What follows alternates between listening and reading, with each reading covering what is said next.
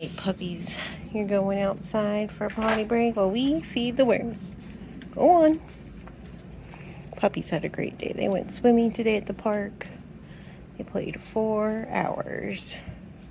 This literally went swimming, getting the ball, if you guys know what the chuck it sticks are, going after those for hours. Had a blast. He's been passed out for a while. Wally, he likes to lay on the beach and just kind of take in the sun and guard his ball. Isn't that right, Wally? You like to lay in the sun. That's right. All right. To the worms. So it's only been a few days since we fed our tomato, but there's clearly drippage happening. Is it the tomato's fault? Unlikely. But there's still drippage coming out a little bit at a time. So I want to change things up a little bit on how we feed them this week. This is so good. I just picked a strawberry off of the green stalk towers after I let the puppies out, or back in, I suppose. And so nice to be getting strawberries. So I don't get a lot of them, but you know, 1 or 2 weeks sometimes. Sometimes it's not as many, sometimes it's more, but it's just nice. Just a nice thing to have while you're home.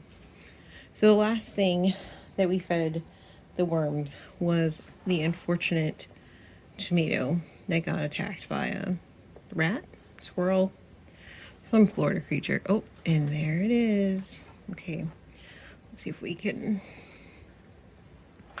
All right, you know what? I'm gonna bring the camera in. Let's see if we can zoom in. Can you see? Yeah, that much. That might be better.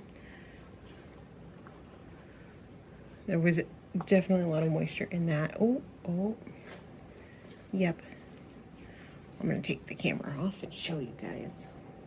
All right, hopefully it's not too jiggly while I'm holding my hand on here, but there are definitely worms in and around it. I don't know if you can tell over here. There's definitely worms making a party out of it, so that's great. They're working on the tomato. Let me zoom out a little bit since we're getting in here.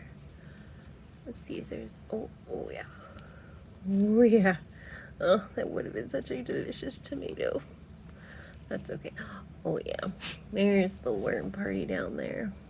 Plenty of worms going at it. Okay. There's also, you can literally see, I don't know if you guys can tell, but there's drippage from the tomato. So, ay. Okay, so let's bury that up. Hopefully, yeah, we didn't get any worms in here. Okay, we're gonna bury this up. I have a plan. So here's where we're at. We have kind of a lot of tissues in the bin, and shredded paper and cardboard and whatever. But we're clearly still having a moisture management problem. And I was trying to think about what to do about that.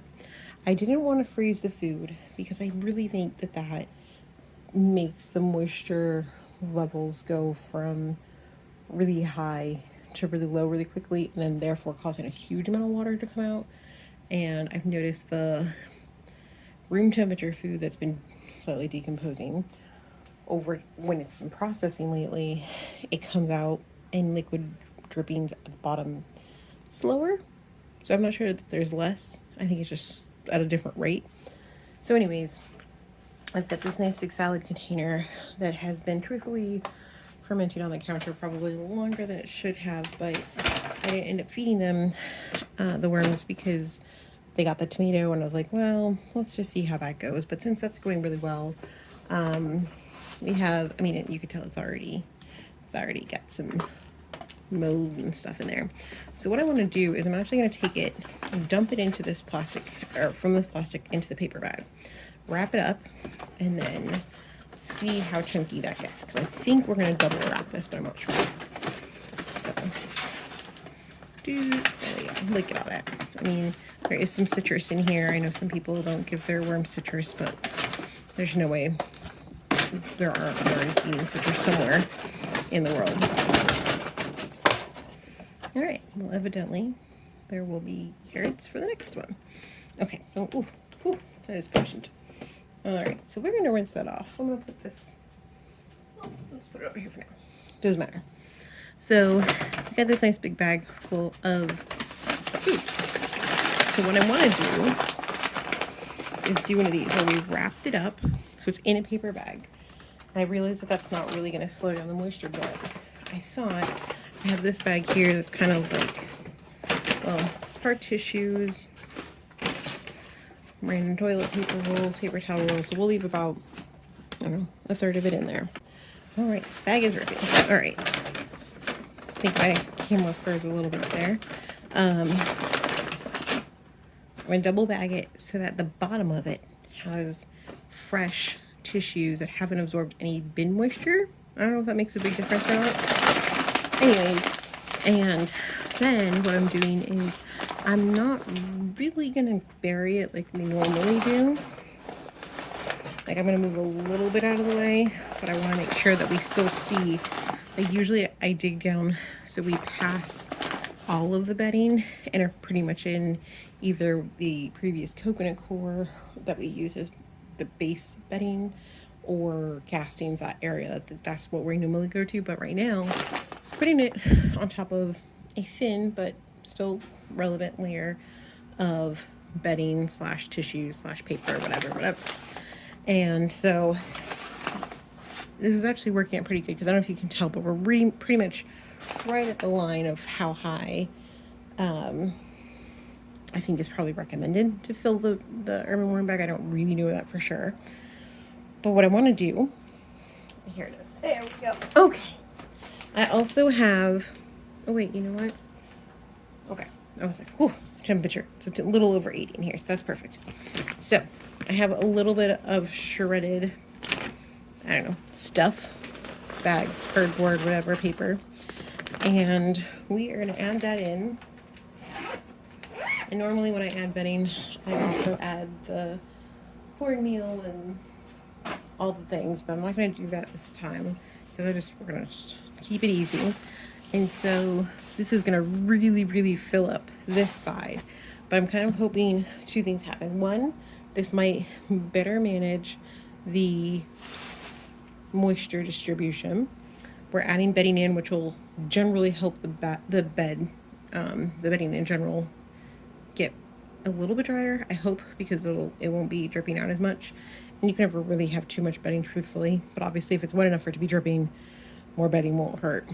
So there's that. We're also kind of covering the bag because it's not really going to be buried under the existing stuff. So I want to have a little bit of protection. Not that I'm super worried about bugs, thank goodness, in these bins or bags. I want to call them a bin, but they're really bags. So kind of all over the place, but I think you guys get where we're going.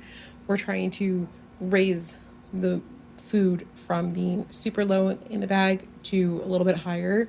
So there's a little bit more buffer of bedding is the gist of it. You got where I was going with that. And I'm hoping that will also encourage the worms to kind of work their way up a little bit more. Now that they weren't, they're doing a great job, I'm sure. But this will just help give them some fresh stuff to play with and a little bit of a different elevation. So I'm anticipating that this is going to take longer to break down because they can't just wiggle right up to the food. They're going to have to work through some of the bedding to get there. They're going to have to work through some of the bags since we put it in technically a double layer bag. So that being said, we'll let this go for a week or so, see how they do. Maybe we'll check on them. Maybe we'll just be pleasantly surprised in 2 weeks. I don't know. We'll see where it takes us. In the meantime, while I'm packing all this stuff back up, since it's getting warmer here in Florida, like we're in the mid-90s this week, which is, Florida life, so nobody's really that surprised, I suppose. But what I'm trying to do is empty out the chest freezer, so one, we can defrost it before proper hurricane season starts. And I know we got some time for that, but it's going to take a little time. And the reason I say that is because I do have, I don't know, probably half a dozen containers of random food in there that we stored before my first surgery back in November because we weren't sure how long I was going to be able to essentially not collect food for because we're not cooking as much because I pre-made a bunch of food, So I want to plan on using up some of that, emptying the freezer, And so where I'm kind of at is I'll probably be doing a little bit of frozen food back in here soon. Not sure.